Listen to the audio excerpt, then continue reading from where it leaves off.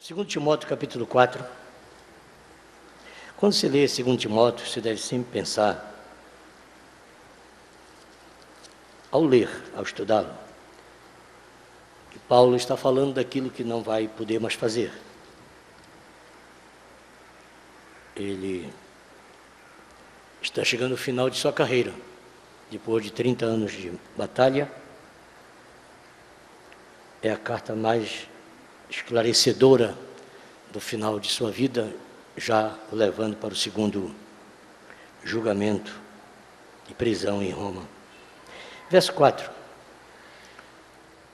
Conjuro-te, pois, diante de Deus e do Senhor Jesus Cristo, que há de julgar os vivos e os mortos, na sua vinda e no seu reino, que pregues a palavra, instes, a tempo e fora de tempo, redarguas, repreendas, exortes com toda longanimidade e doutrina, porque virá tempo em que não suportarão a sã doutrina, mas tendo comichão nos ouvidos, amontoarão para si doutores conforme as suas próprias concupiscências, e desviarão os ouvidos da verdade, voltando-se a fábulas.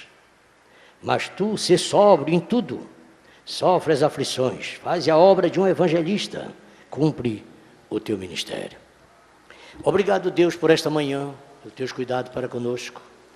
Obrigado por ter nos trazido essa casa de culto e de correção.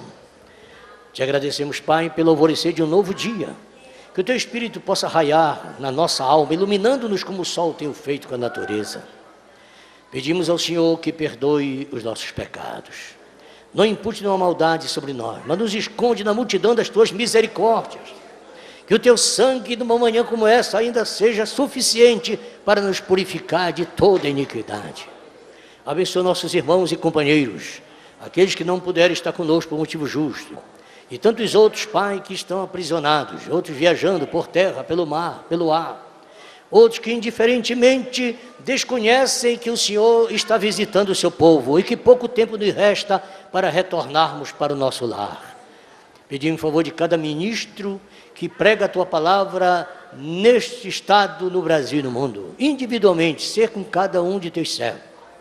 Que a tua mão esteja a favor, principalmente dos nossos pastores dessa grande região.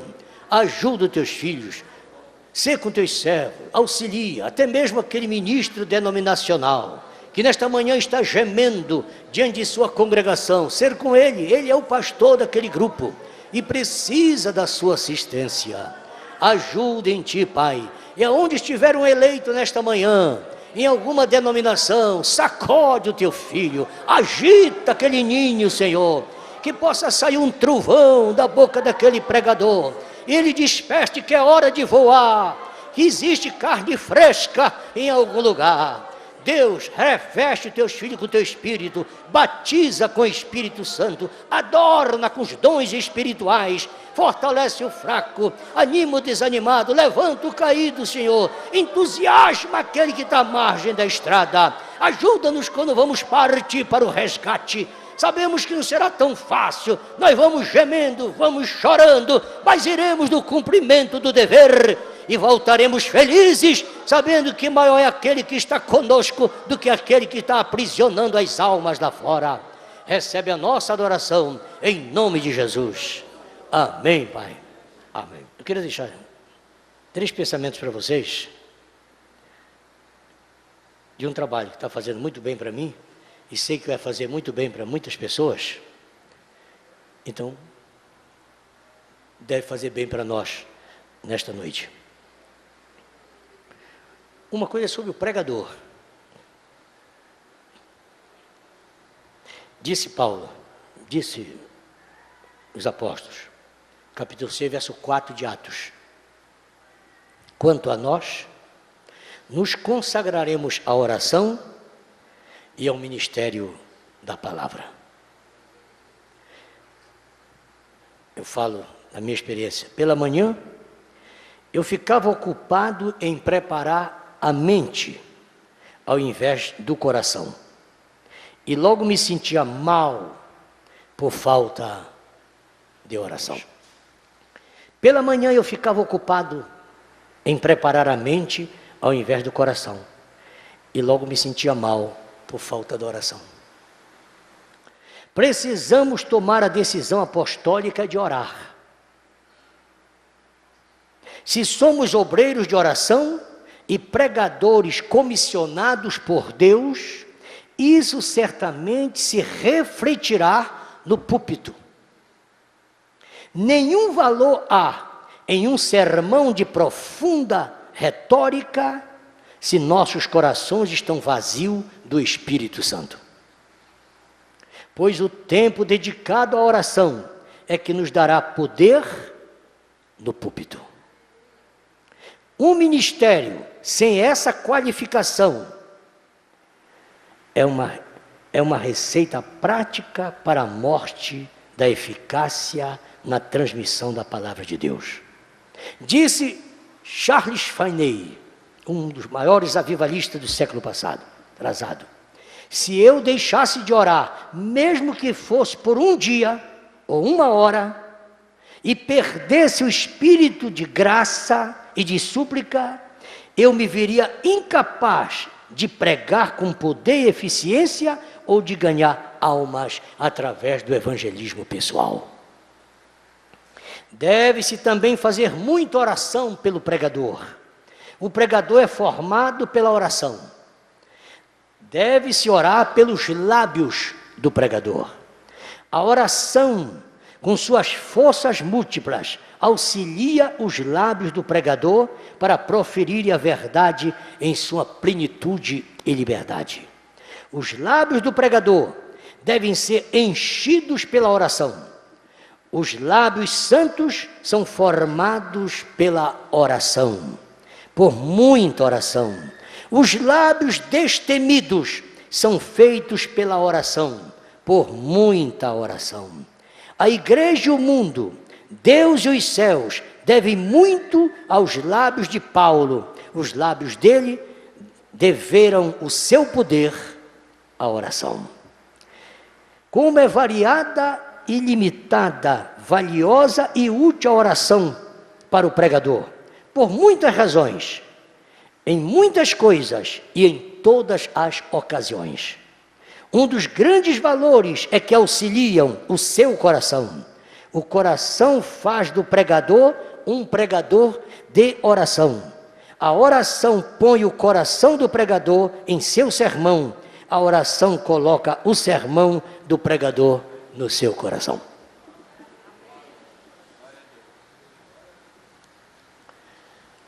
Uma outra notinha para vocês, é baseado numa questão que eu levantei ontem. Pedi auxílio dos irmãos para cuidar dos nossos adolescentes. Expliquei por quê e quem. Eu não posso mudar a minha visão. Adolescente deve viver como adolescente. E esperar o tempo de namorar, de construir, de edificar. Não tente precipitar-se, que se vai cansar cedo. Há coisas que é só depois dos 20, há coisa que é depois dos 30, tem coisa que é depois dos 28, da idade plena, outra é depois dos 50. Porque toda máquina química biológica, ao atingir 50 anos, ela precisa de uma retífica. Toda máquina. E o ser humano é uma máquina química biológica. Então ela tem que atingir 50 anos. Ela dá aquela ajeitada, troca as bielas e vira brequim e o que mais troca? Pistão, bola de segmento e dá uma mexida. Aí essa máquina fica em condições. O sacerdócio, por exemplo, só podia ser ocupado depois dos 30. Eu não sei se ainda mantém essa lei no país. O presidente da República tem que ser de 30 ou 35, já é 35. Não estou seguro. Para ser presidente no Brasil, acho que é aos 35. Não pode ser menos de 35. Então tem coisas que tem que ter aquela idade. O serviço militar, por exemplo. Você tem que ter a idade exata, dos 18 anos para prestar o serviço militar. Você se alista cedo, mas tem que aguardar o tempo. E daí, tem coisas que você tem que acompanhar essa faixa etária. Para a tua segurança, para a tua tranquilidade. Uma mulher pode ter filho com a menoridade, mas as consequências são desastrosas. Isso é para você que está me ouvindo, prestar atenção nas coisas. Porque você fica na igreja, aleluia, aleluia, aleluia, aleluia. Não é só aleluia. Enquanto nós estamos aqui na terra, você tem que saber o que está acontecendo aqui na terra. Por isso São Paulo diz que devemos orar pelas autoridades, para que tenhamos dias melhores. Porque enquanto nós estamos aqui, temos que saber. Eu não quero nem saber de política. Isso é tonteria. Tu devia muito bem saber de política. Tu tem que te inteirar das coisas. Jesus disse que isso é um relógio. Quer saber o tempo? Olhe para a política, doutrina de Jesus. Você não estava preparado para essa, né? Se quer saber o tempo, quando é que eu vou voltar para levar minha igreja? Olhe para a política. Veja Israel. Israel é um reino político. Isso é doutrina de Jesus. Acompanhe Israel. Enquanto os Estados Unidos não tirar a sua mão de sobre Israel, a igreja não vai ser arrebatada. Você diz, então devemos orar para os Estados Unidos tirar a mão de sobre Israel? Não. Você deve orar pela paz de Jerusalém. Você ora pela paz de Jerusalém e deixa que o programa é do grande regente. O regente é que sabe como vai fazer aquilo. Porque se hoje Deus tirar a mão de cima dos Estados Unidos, o primeiro que pega o cacete é o Brasil. Porque representa esse grande continente aqui, essa parte desse continente sul-americano. Quem é que está dando autoridade? Presta atenção quando eu estiver falando. Se tu não quiser me ouvir, mas pelo menos anota o que eu estou falando. Mas não vai cuidar do leite da vaca lá não. Sabe por que eu estou pregando nessa manhã aqui? Porque eu estou falando nesta manhã com esse tabernáculo ainda assim, por causa dos Estados Unidos. Porque aqui no Brasil já foi decidido que as igrejas fechariam e davam lugar para escolas. Lá atrás, você sabe disso. Antes de chegar ao poder, não tinha nem chegado ao poder. Já tinha essa decisão. As igrejas nada estão fazendo pela cultura do país, a não ser tirando dinheiro do povo. Talvez se referindo a alguma entidade por aí. Mas quando o pau vem, pega de cima para baixo. Vai ser mantido somente a Igreja Católica Romana. E os Estados Unidos decidiu, tudo bem, se no Brasil vocês podem colocar o governo que quiserem. E se não quiserem sair de Cuba, quiserem transformar Cuba num Estado brasileiro e o Brasil num Estado cubano, pode fazer, mas tem uma coisa. Dinheiro, não. Vocês não vão pagar a conta de vocês. Quando é que o Brasil pagou a conta? Depois que aceitou a imposição americana. Não, as igrejas têm que ficar abertas. O irmão Bush foi um dos que comandou isso, membro da igreja presbiteriana. Não estou falando de socialista, não estou falando de comunista. Agora aqui no Brasil, você não sabe qual é o governo que não é comunista? Estou falando de governos cristãos. Nós estamos pregando o evangelho com a liberdade que temos por causa da América. Quando os Estados Unidos não tirar a mão de cima de Israel, de proteger Israel, que Israel é uma ficha, é uma fichinha num oceano de países. É uma fichinha. Numa manhã só, com um cacete, aquelas nações acabam com Israel, se quiserem acabar. Só não acaba porque não dá para acabar. Porque Israel é a 6ª potência aérea do mundo. E nós aqui somos a 20ª, não sei o quê. Você diz, como que pode? O Brasil não tem tudo? O Brasil, irmão, quando quer aquecer um revólver, tem que mandar o pessoal lá para o Haiti. Os soldados brasileiros não lutam, não tem o que fazer. Quando tem uma chance de ir lá para o Haiti, meu pai, é uma festa. Ou então tem que ir lá para a fronteira para lutar com aquele traficante que tem lá. Quer dizer, nós temos armamento, somos capazes, mas não temos exercício de luta, de combate. Porque ninguém luta, ninguém briga. Israel não. Todo dia é fogo para lá. É fogo para lá, fogo para cá, fogo para lá, fogo para cá. Então o mundo tem medo de Israel, porque as armas de Israel estão aquecidas. Não tem munição falhando lá não. Aqui no Brasil a gente nem sabe onde está a munição. Estou falando que eu trabalhei no Paiol.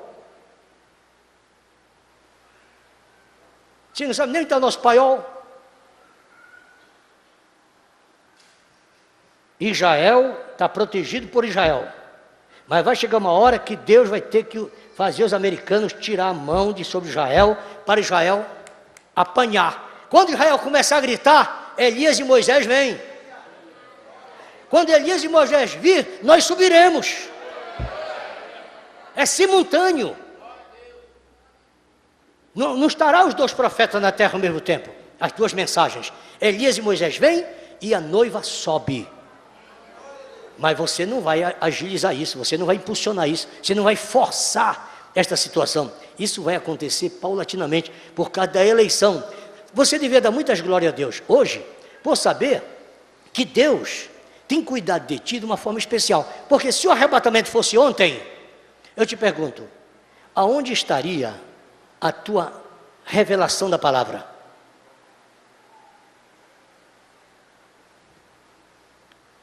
Nós estamos completando 50 anos da revelação dos selos. Mas se tivesse o arrebatamento acontecido em 45, no estertor da Segunda Guerra, ninguém aqui se salvaria então? Não, dá glória a Deus porque não acabou na Primeira Guerra, porque não acabou na Segunda Guerra. Dá glória a Deus porque ainda o mundo está existindo, está ruim, mas nós estamos aqui, o eleito está tendo oportunidade, principalmente aquele que ainda vai nascer, que vai se manifestar. Deus está dando um tempo a eles. Deus cumpriu o seu ministério com Israel aos 400 anos. Deus disse quando completou 400 anos, eu cumpri a minha palavra, eu desci agora para libertar Israel. No dia exato, sem passar um minuto para lá nem para cá. Sabe o que os israelitas disseram? Não, nós não queremos agora. Tiveram que esperar mais 30 anos. Quem não quis ser salvo foi os israelitas. Deus desceu no tempo certo para salvá-los. Eles é que não quiseram. Então tiveram que esperar mais 30 anos para começar toda aquela peregrinação. E no caminho disseram, nós não queremos entrar na terra. Nós queremos ser punidos. Não tem problema. Se vocês querem, mais 40 anos de perturbação para vocês. E mais 40 anos de sofrimento, etc, etc. Ao ponto de sacrificarem o seu líder, Moisés.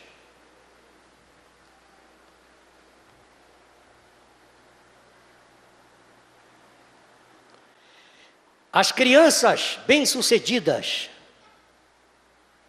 ou a criança bem-sucedida, é aquela que é protegida pelo medo. Quando as crianças perdem o medo de errar, então começam a dar cabeçadas. E isso vale também para todas as faixas etárias, para adultos.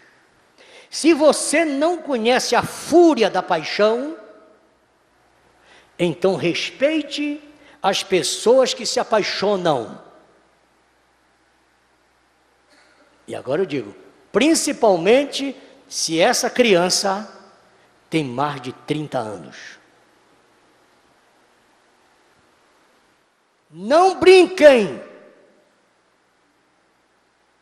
Principalmente se essa criança já é casada. Casado. Não brinquem. Crianças, não brinquem com isso.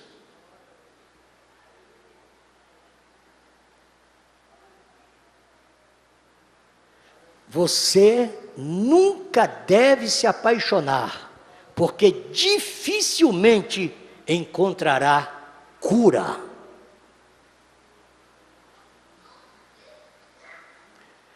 Você sabia que um adolescente apaixonado se torna incapaz? Estou extraindo isso de uma própria mensagem minha, que está num capítulo que eu não sei o nome. Deve ser cabeçada. Sabe por quê? Porque quando ele está apaixonado, tudo que faz é pensar, chorar e dormir. Torna-se desatento, desobediente e insubmisso. Eu não sou psicólogo, por favor. Sente dores em todo o corpo, ao ponto de confundir os médicos. Leva para o ortopedista? Não, não é aqui. Manda para o cardiologista? Não, não é aqui. Leva para o psiquiatra? Não, não é aqui. Não tem quem consiga encontrar essa doença. Tudo porque está com o espírito abatido, perturbado, quebrantado, não come, não dorme, não bebe, não descansa, não estuda, não trabalha, não ora, não vai ao colégio, não assiste o culto, não para em casa. Durante navegar na internet, liga a televisão e atende o celular. Realmente ele está sofrendo um distúrbio psicológico e tenta achar caminho onde não há caminho. Isso é um vendaval, uma tempestade na vida dele. Só existe um remédio para tal, é aquele medicamento receituado pelo doutor Pedro, lançando sobre ele toda a vossa ansiedade, porque ele tem cuidado de vós. Vamos repetir a receita? Lançando sobre ele toda a vossa ansiedade, porque ele tem cuidado de vós. Outra vez, lançando sobre ele toda a vossa ansiedade, porque ele tem cuidado de vós.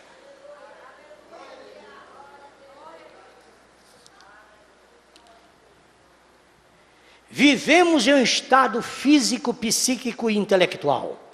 A alma atua no psíquico e o espírito atua no intelectual. Por isso, toda tempestade faz com que as pessoas envolvidas nelas percam o controle da situação. O texto de Mateus, capítulo 14, relata da travessia dos 14 quilômetros do Mar da Galileia. As ondas passavam por cima do barco. Isso significa que a tempestade revela sempre algo acima da capacidade humana. Quem sabe se você não está vivendo circunstancialmente uma tempestade devastadora em sua vida. Observe quem está sob uma tempestade e passa a sentir suas forças declinando, não deve achar que tudo passa de uma ilusão ou de uma imaginação. A pessoa realmente está passando por uma tempestade. Tempestade é algo que invade e castiga violentamente a natureza e por onde passa arrasa tudo. No sentido físico ou espiritual, quando uma tempestade desaba sobre alguém, os efeitos são os mesmos. Os problemas, as lutas, as adversidades parecem ser maiores que a capacidade de resistência. Há cristãos que veem a dificuldade econômica e a crise conjugal, por exemplo, se formando e não tomam uma atitude. Outros deixam que o pecado tome conta da sua vida e quando tentam reagir, é tarde demais. As tempestades, quando atingem nossa vida, machucam muito a nossa alma e devido a isso passamos a sentir angústia, depressão e desânimo. E todos estes sentimentos agem como feridas invisíveis, cujas marcas interferirão no nosso comportamento, no humor, na maneira de encarar a vida, na forma como nos relacionamos com os demais, no conceito que fazemos dos nossos irmãos e até mesmo na nossa confiança em Deus. Ninguém me entende, eu não vou mais para a igreja, que ninguém me compreende, sei lá, Deus não ouve mais a minha oração, eu acho que eu não sou nem eleito.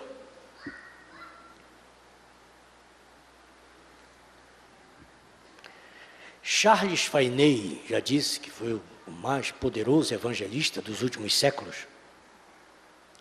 E seus dois companheiros, Clay e Nassi, estavam no mesmo culto quando os três foram batizados com o Espírito Santo.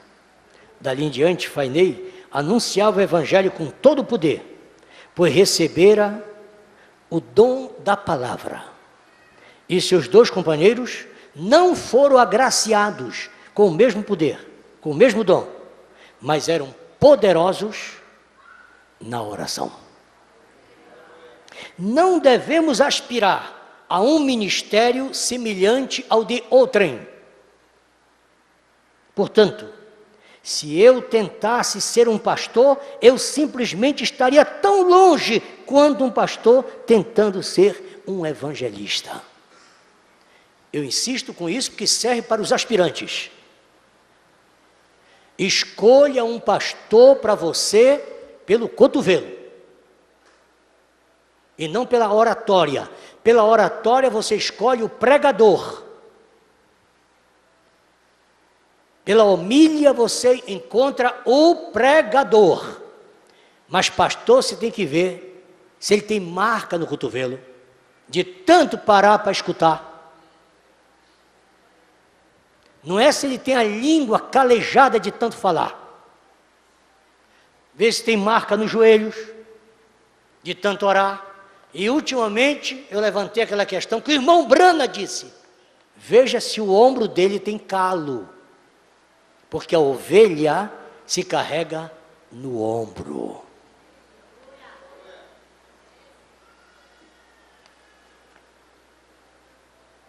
Não é? No joelho, não é? No ombro, não é? Fica longe dele. Não coloca a tua alma na mão de um homem que não se cala. Não coloca a tua alma na mão de um homem que fala mal dos outros. Não coloca a tua alma na mão de um homem que não é capaz de te carregar, que não tem um ministério superior ao teu. O profeta diz que jamais uma ovelha alcançará um nível de fé superior ao nível da fé do seu pastor. E eu digo agora, jamais uma ovelha deve alcançar um equilíbrio ministerial maior que o seu pastor. Se o teu pastor é desequilibrado, pula fora desse barco. Constitui um homem que possa ser um mourão, que você possa amarrar-lhe o seu animal, onde possa, uma âncora que possa amarrar a tua nau. Vem onda, vem macarrés, vem tempestade, vem vendaval, mas o barco está seguro. Tu sabe que tem um pastor onde tu pode te esconder. E o diabo tem medo do pastor. Sabe por que tem medo do pastor? Porque o pastor não fica no fundo do quintal, não fica no fundo do curral. Tem muita gente tomando conta de ovelhas, mas não são pastores. Eles são carneiros, e alguns é bode. O pastor fica na porta. A ovelha não sai, mas o lobo também não entra. Mas negócio de pastor ficar lá pelo fundo, procurando saber como é que vai a vida, como é que está o casamento e tal. Isso não é pastor coisa nenhuma. Não é pastor coisa nenhuma. Tu nunca vai ver um médico de casa em casa. Bom dia, comadre. Como é que vai? Tem alguém com malária por aí? Médico que se preza não faz isso. Olha, nós estamos aqui, vamos ver o banheiro de vocês, o esgoto, para ver se não tem dengue. Isso não é comportamento de médico. O natural tipifica o espiritual.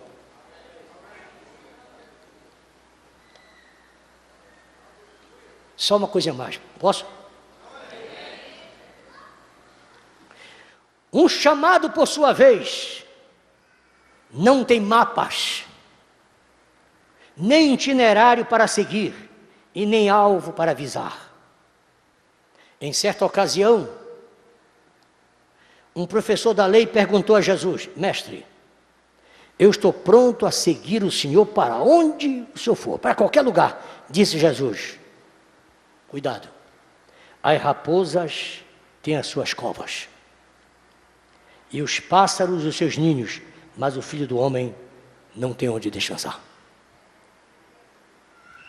O chamado depende unicamente de uma voz. O órgão da fé são os ouvidos, não os olhos. Do começo ao fim, é algo que se discerne escutando. tudo depende do relacionamento de quem ouve com aquele que chama. Uma carreira pode ser seguida com certo grau de distanciamento pessoal. Um chamado jamais será possível. Às vezes tentamos contornar o chamado equiparando a um cargo ou algo. Isso não funciona. Você não tem um mero cargo na igreja. Você tem um chamado. Os diáconos são chamados para um ofício, mas os ministros são chamados para um ministério. Por isso que o diácono não usa o púlpito, porque ele tem um ofício. Ele tem uma ocupação na igreja, que ele prega com a vida dele, com as ações dele. Mas os evangelistas, os pastores, eles são do ministério quíntuplo. Eles são o porta-voz de Deus, a boca de Deus. Eles são chamados para falar e por Deus, são profetas do Senhor. Nossa vocação e nosso chamado para servir a Cristo, mas nossa ocupação são os trabalhos que realizamos neste mundo para obter o nosso sustento material. Portanto, somos chamados a colocar a nossa ocupação a serviço da nossa vocação. Só mais um pontinho.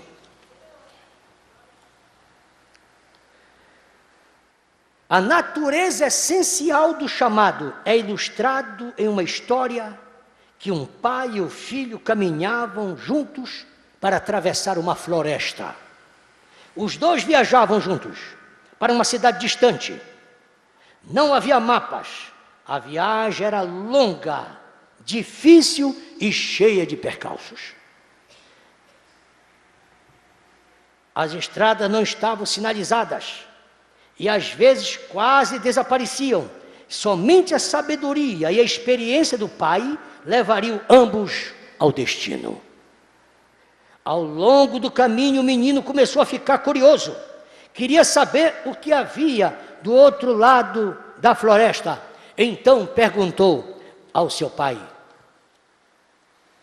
será que eu posso correr até o alto e olhar? O pai lhe disse: sim. O menino novamente perguntou: pai, como vou saber que já não andei longe demais? O que vai me impedir de eu me perder?